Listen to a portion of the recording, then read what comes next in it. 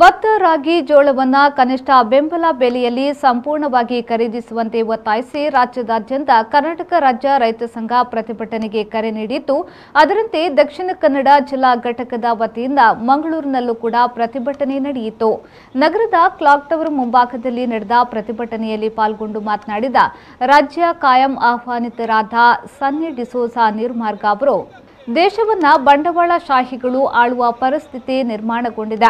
ಹಾಗಾಗಿ ದೇಶದ ಪ್ರಜೆಗೆ ನ್ಯಾಯ ಸಿಗುತ್ತದೆ ಎಂಬ ನಿರೀಕ್ಷೆಯಿಂದ ಹೊರಬರಬೇಕಾಗಿದೆ. ಸರ್ಕಾರ ತರುವ ಕಾನೂನು ರೈತರ ವಿರೋಧಿಯಾಗಿದೆ ಎಂದು ಆಕ್ರೋಶ ವ್ಯಕ್ತಪಡಿಸಿದರು. ನಮ್ಮ ದೇಶದ ಬಂಡವಾಳಶಾಹಿ ಶಕ್ತಿಗಳು ನಮ್ಮ ದೇಶವನ್ನು ಆಡುತ್ತಾ ಇವೆ.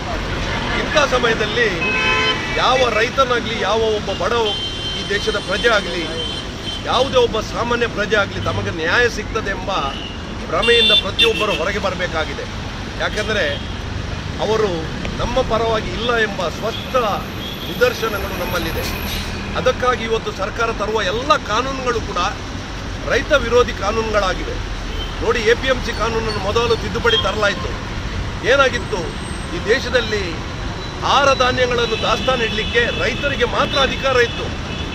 ಆದರೆ ಅದನ್ನು ತಿದ್ದುಪಡಿ ತಂದು ಇವತ್ತು ದೊಡ್ಡ ದೊಡ್ಡ ಕಂಪನಿಗಳು ಆಹಾರ ಪದಾರ್ಥಗಳನ್ನು ದಾಸ್ತಾನಿಡುವಂಥ ಕಾನೂನಿಗೆ ತಿದ್ದುಪಡಿ ತರಲಾಯಿತು. ಇದರ ಮೂಲಕ ಆಹಾರ ಉತ್ಪಾದನೆಯಲ್ಲಿ ಕೃತಕ ಅಭಾವವನ್ನು ಸೃಷ್ಟಿಸಿ ಬೆಲೆಗಳನ್ನು ಗಗನಕ್ಕೇರಿಸಿ ಸಾಮಾನ್ಯ ಜನರನ್ನು, ಗ್ರಾಹಕರನ್ನು ಲೂಟಿ ಹೊಡೆಯುವುದು, ಆ ಕೆಲಸ ಮಾಡಲಾಗುತ್ತಿದೆ.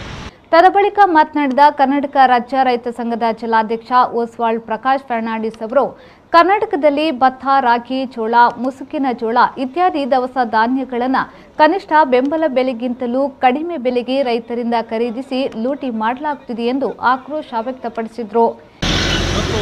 MSP ಅಂತ ಪ್ರಧಾನಮಂತ್ರಿ ಅವರು ಸಂಸತ್ತಲ್ಲಿ ಕೂತ್ಕೊಂಡು ಹೇಳ್ತಾ ಇದ್ದಾರೆ. ಆದರೆ MSP ಎಲ್ಲಿದೆ?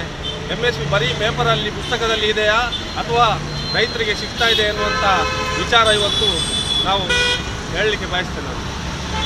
MSP ಈಗ ಭತ್ತಕ್ಕೆ ಇಲ್ಲಿ 1960 ಫಸ್ಟ್ ಕ್ವಾಲಿಟಿಗೆ ಮತ್ತು 1940ಕ್ಕೆ ಖರೀದಿ ಮಾಡಿದ್ದಾರೆ ರೈತರು. ಆದರೆ ಹತ್ತಿರದ ಕೇರಳದಲ್ಲಿ ಇದೇ ಭತ್ತಕ್ಕೆ 2800 ಪರ್ ಕ್ವಿಂಟಲ್ಗೆ ಖರೀದಿ ಆಗ್ತಾ ಇದೆ. ಈ ರಾಜ್ಯದ ಈ ಜಿಲ್ಲೆಯ ರೈತರಿಗೆ ಇಲ್ಲಿ 1000 ತನಕ ವಂಚನೆ ಆಗ್ತಾ ಇದೆ. ಯಾರು ತಿಂತಾ ಇದ್ದಾರೆ ಈ ದುಡ್ಡನ್ನು? MSP ಎಲ್ಲಿದೆ? ಒಂದು ವಿಚಾರ. ಎರಡನೇ ವಿಚಾರ, ಬೆಳಿಗೋಟು ಅಡಿಕೆಗೆ ಈಗಾಗಲೇ ಆಮದು ಶುಲ್ಕ ವಿಧಿಸಿದ್ದಾರೆ. ಎಷ್ಟು? 251. ಇವತ್ತು ಅದನ್ನು ಏರಿಕೆ ಮಾಡಿ 351 ಮಾಡಬೇಕಾಗಿ ಕೂಡ ಇವತ್ತು ನಾವು ಹೋರಾಟ ಮಾಡ್ತಾ ಇದ್ದೇವೆ.